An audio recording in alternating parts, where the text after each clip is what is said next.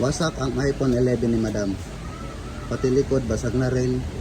Ang harap sira na rin. So ang gagawin natin, magpapalit tayo ng LCD at saka back glass. So ang history daw nito is nabagsak, sabi ni Ma'am. So dito lang yan sa cellphone.ev. Let's go. Diba magkasubuan ng cake? Sobrang gutom ni Guru May. Ano na yung sarili?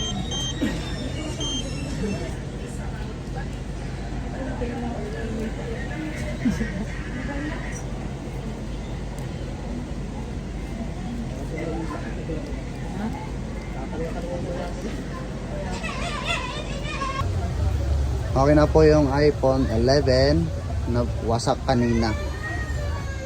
Okay na rin po yung back glass, yung kanyang LCD. Ayan, as you can see, may truto na rin po siya. So may gusto magpagawa sa amin,